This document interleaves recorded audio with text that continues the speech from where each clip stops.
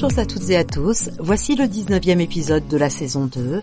Merci de suivre Le Lirez-vous et bienvenue aux nouveaux auditeurs, auditrices.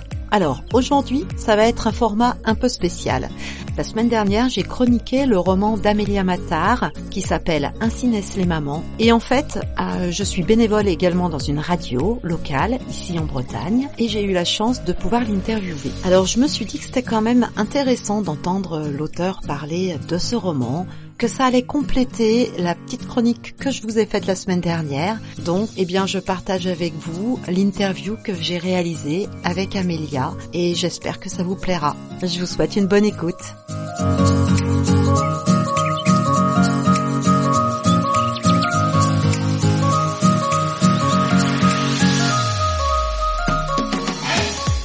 Et nous sommes encore et toujours au Salon du Livre de Carnac et on termine avec Amélia Mattar. Amélia, bonjour. Bonjour. Amélia a sorti un premier roman super chouette qui s'appelle Ainsi naissent les mamans. Vous nous racontez un petit peu de quoi ça parle ?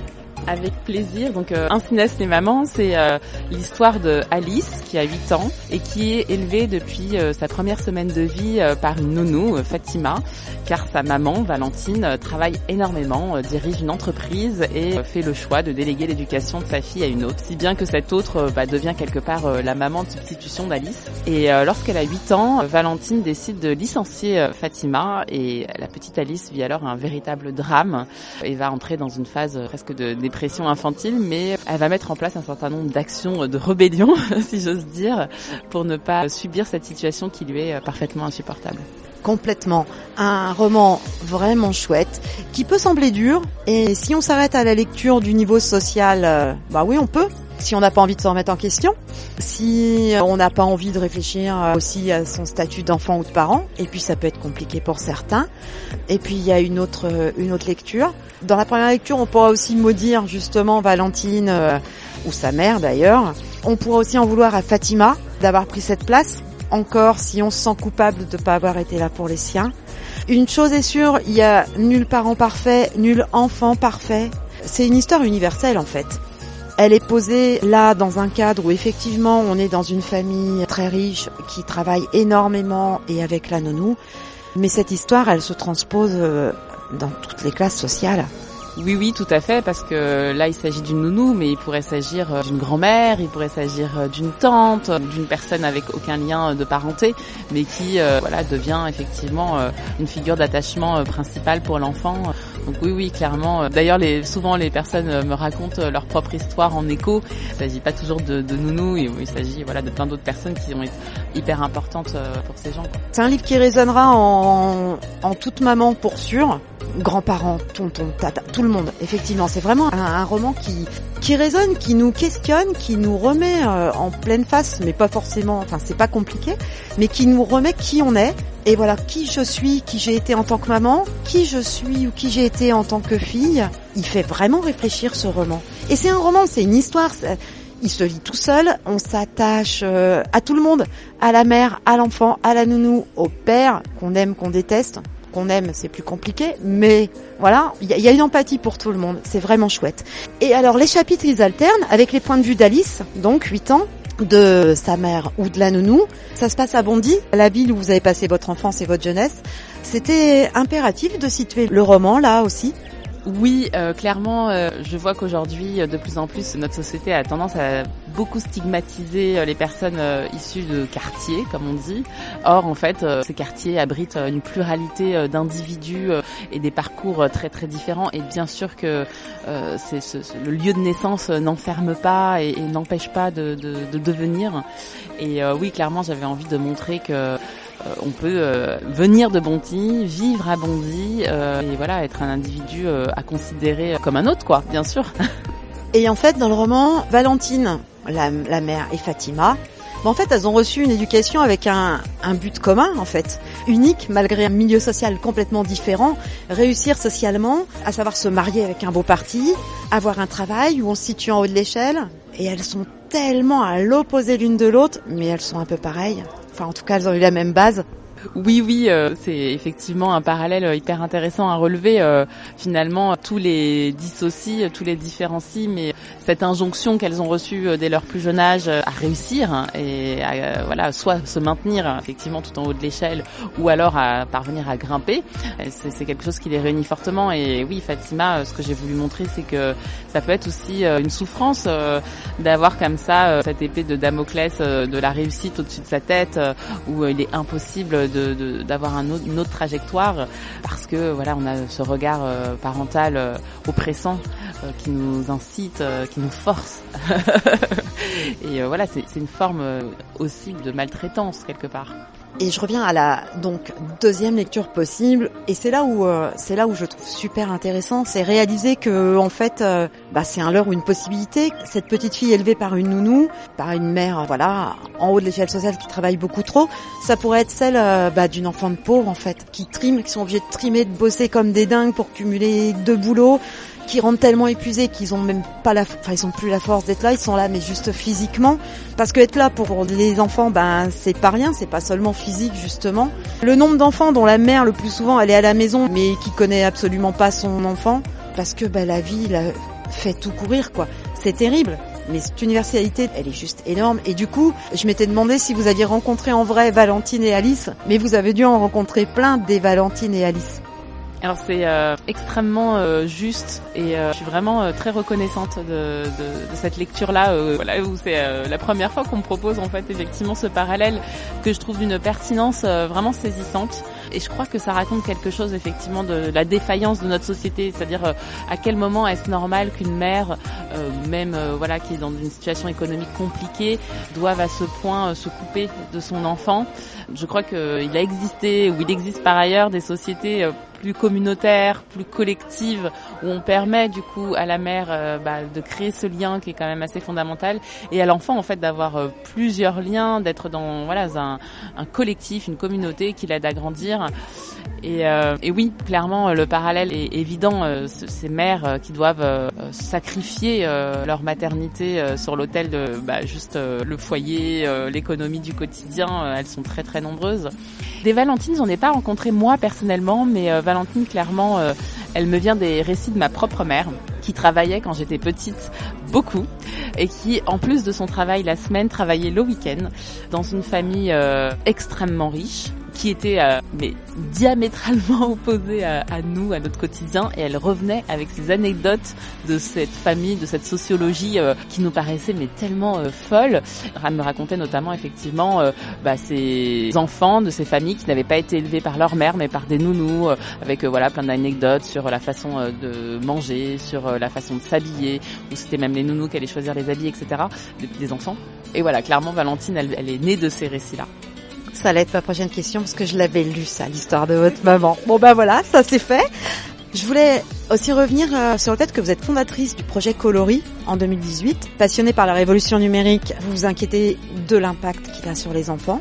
Et donc vous avez créé un projet super sympa qui les amène au numérique mais uniquement par le jeu, sans passer par les écrans.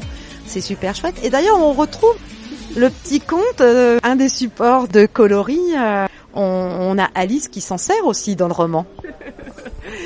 Merci encore une fois, je suis pleine de reconnaissance dans cette interview parce que voilà, pareil, on a rarement relevé ce clin d'œil. Effectivement, Coloris, l'idée c'est de donner des clés de lecture aux enfants de ce monde en transformation très très rapide et parfois un peu déstabilisante aussi, et leur permettre de grandir j'aime bien dire souvent en citoyens éclairés, de manière à ce qu'ils soient pas juste des consommateurs d'écran, mais qu'ils aient une consommation intéressante avec discernement qui participe à leur développement. Et effectivement, Coloris repose sur un conte qui est lu aux enfants, Ayo le robot, qui met en scène un petit garçon et une petite fille qui vivent plein d'aventures autour des grandes notions informatiques. Et Alice adore Ayo le robot. Exactement. Alors, moi, ce que j'ai aimé aussi dans ce roman, c'est que on est dans une période, on est dans une ère depuis quelques années déjà, où les librairies sont remplies d'éducation bienveillante. Et je pense à ça par rapport au projet Coloris, qui est rattaché à Montessori. Et d'ailleurs, j'allais oublier, et j'y viens, au début de chaque chapitre, il y a une citation de Maria Montessori dans le roman. Alors, j'ai commencé à lire la première, et puis ça m'a fait réfléchir, évidemment. Bon, je rentre dans le chapitre, deuxième citation, et ça me fait réfléchir. Bon, moi, ça m'a saoulée, donc du coup, j'ai arrêté de lire les citations, juste parce que ça m'emmenait vers des réflexions trop profonde.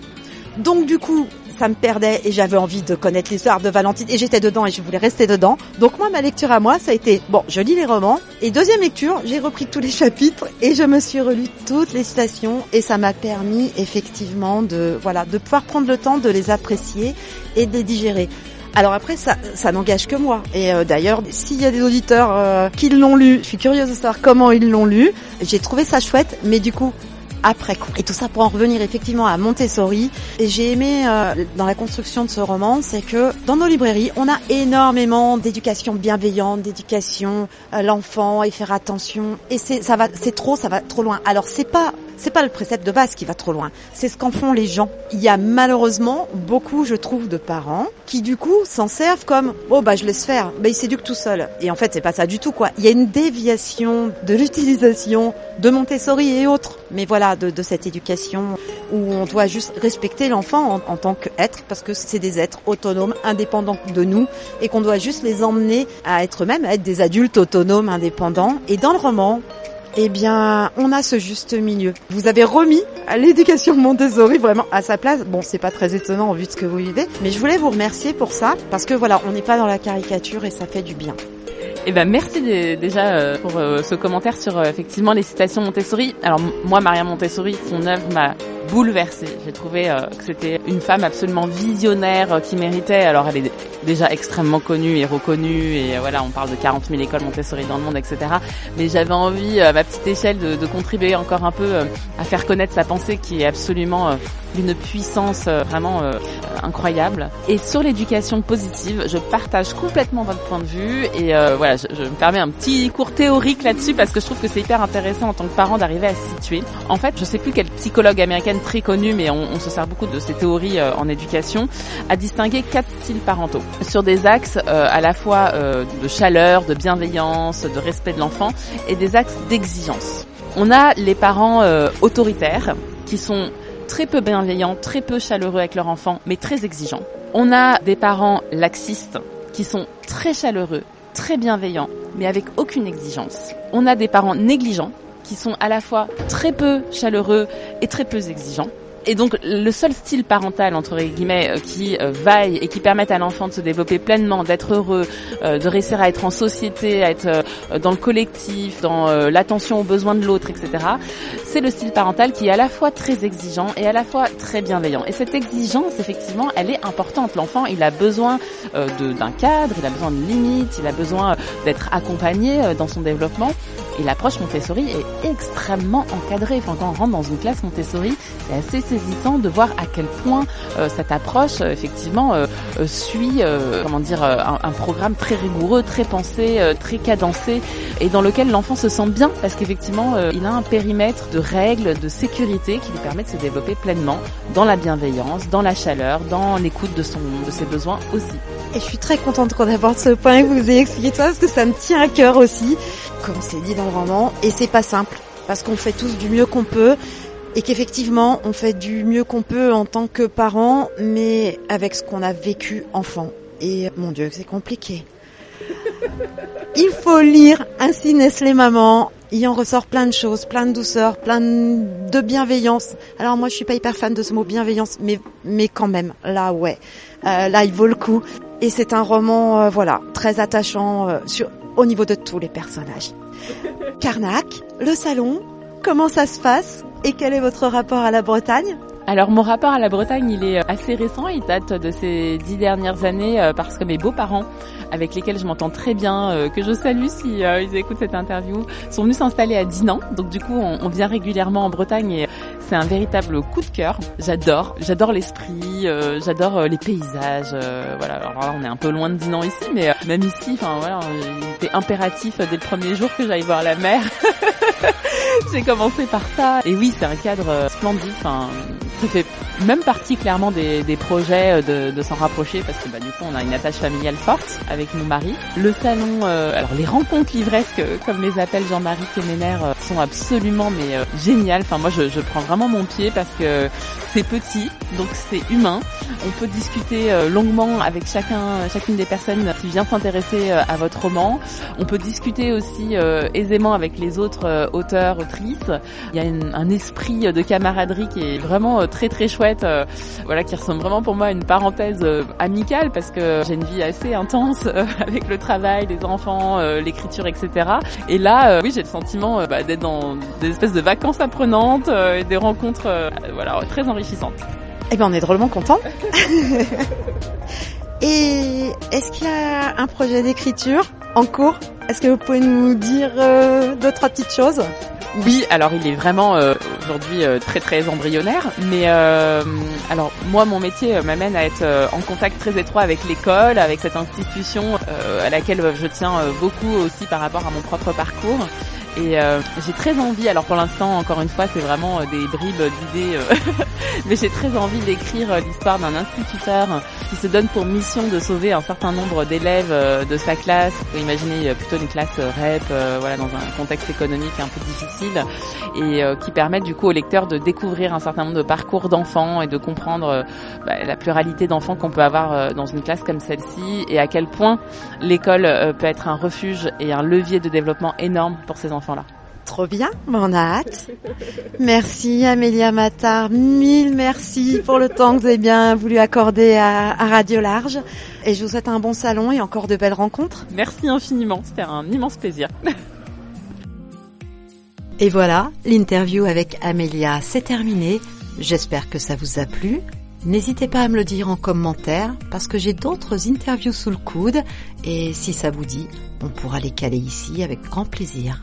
Le Lirez-vous, c'est fini pour aujourd'hui, et je vous dis à la semaine prochaine. Ciao!